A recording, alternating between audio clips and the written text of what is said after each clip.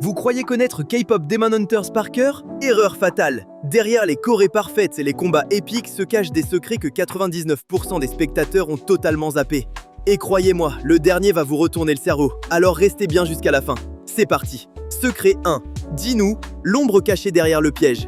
Lors des Idols Awards, il se passe un détail que beaucoup de spectateurs ont raté. Au moment où Zoé et Mira réalisent qu'un piège a été tendu à Rumi, elles se précipitent pour la rejoindre sur scène. Mais si vous regardez bien l'arrière-plan, une silhouette sombre apparaît discrètement. Et cette silhouette n'est autre que Jinu.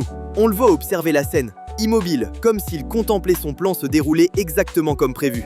Ce détail, presque imperceptible lors d'un premier visionnage, révèle à quel point les créateurs ont dissimulé des indices visuels pour renforcer l'idée que Jinu manipule les événements depuis les coulisses, bien avant que son rôle de traître ne soit révélé au grand jour.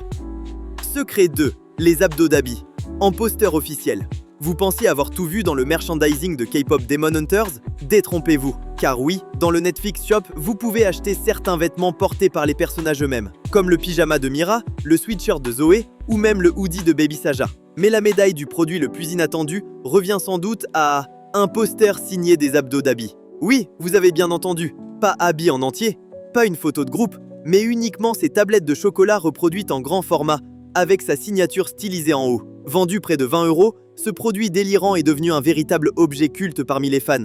C'est exactement ce genre de détails qui prouve que l'équipe derrière le film a de l'humour, et qu'ils savent jusqu'où va la passion des fans pour leurs personnages préférés.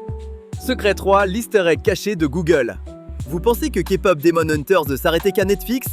Eh bien non, même Google s'est amusé à glisser un petit clin d'œil au film. Si vous tapez K-pop Demon Hunters dans la barre de recherche, un bandeau déroulant apparaît juste en dessous avec le mot couch, canapé en français, répété en boucle. Et si jamais vous avez oublié, cela fait référence à quoi? C'est la phrase que les filles répètent au début et à la fin du film lorsqu'elles s'offrent des moments de repos. Un easter egg complètement improbable qui a intrigué les fans. Ce détail caché montre à quel point le phénomène K-pop Demon Hunters s'est infiltré partout. Secret 4. Céline, Guima et les Saja Boys, les faces cachées de l'industrie K-pop.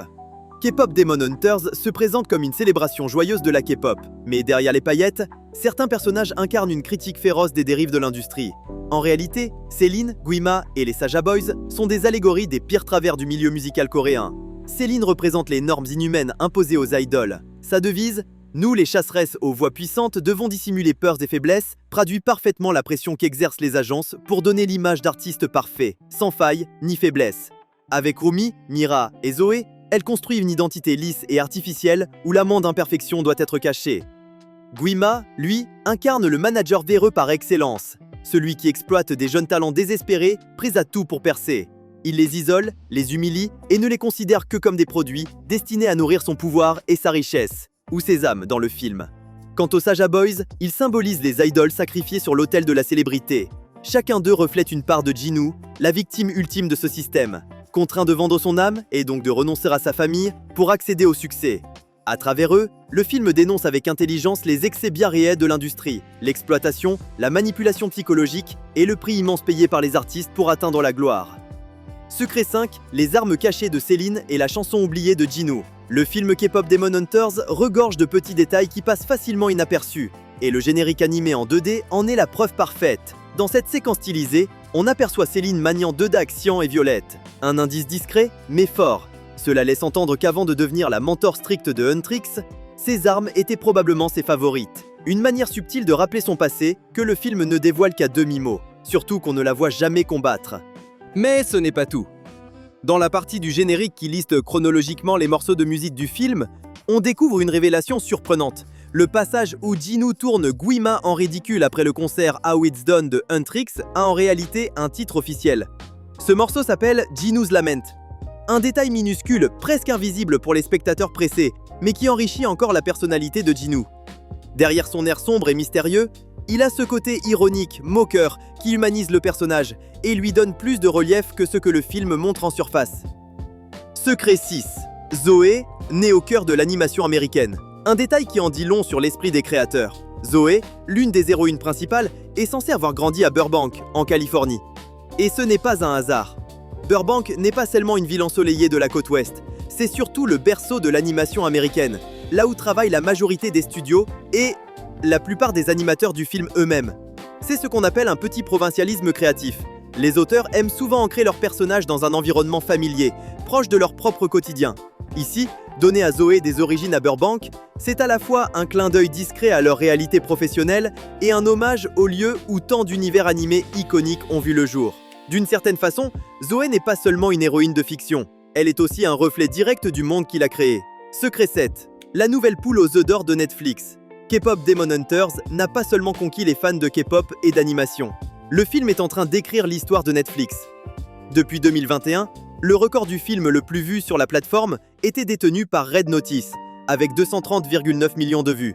Mais l'ascension fulgurante de K-pop Demon Hunters a tout changé. En un temps record, il a déjà atteint la 2e place mondiale, avec 184,6 millions de visionnages. Un exploit qui a surpris jusqu'aux analystes du streaming.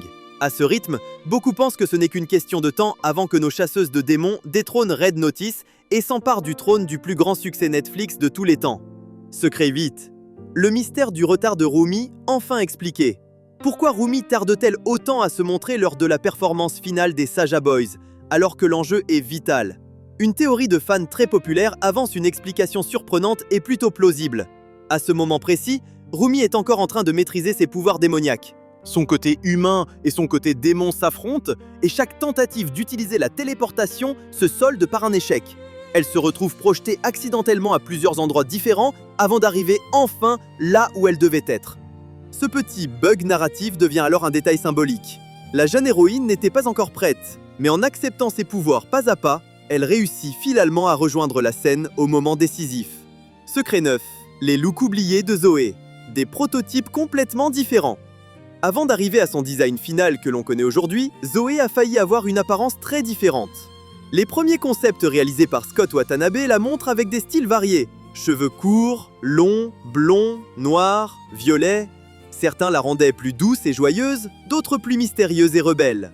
Ces essais révèlent à quel point les studios ont exploré toutes les possibilités pour trouver l'équilibre parfait entre son rôle d'idole charismatique et de chasseuse de démons. Finalement, son look définitif, à la fois moderne, énergique et accessible, a été choisi pour refléter son caractère. Un mélange de fraîcheur, de confiance et de force intérieure.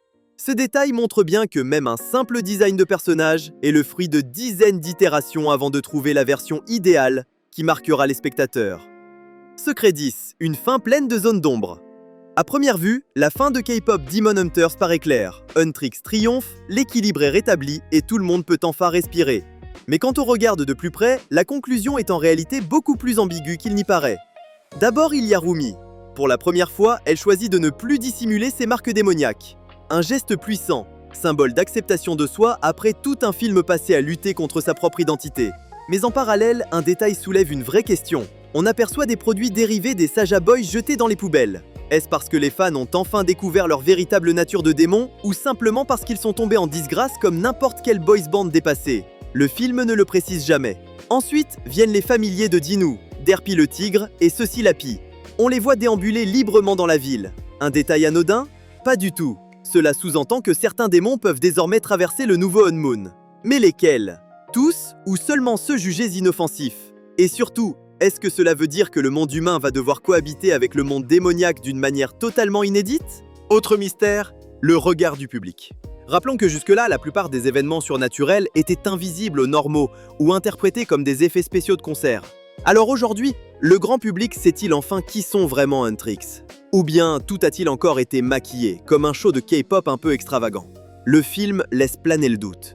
Et puis, la question la plus cruciale, qu'est-il advenu de Guima? Certes, Huntrix le vainc lors de la bataille finale, mais le film ne dit jamais s'il a été détruit pour de bon ou simplement renvoyé dans le monde des démons. D'autant plus que le Unmoon créé à la fin n'est pas le Unmoon doré légendaire censé l'emprisonner à jamais. Autrement dit, il y a toutes les raisons de penser que Guima n'a pas dit son dernier mot. Voilà, la vidéo est finie. Si vous en voulez encore, j'ai une autre vidéo remplie de secrets cachés sur K-pop Demon Hunters. Cliquez juste ici, vous n'êtes pas prêt pour ce qui vous attend. Et surtout, pensez à vous abonner.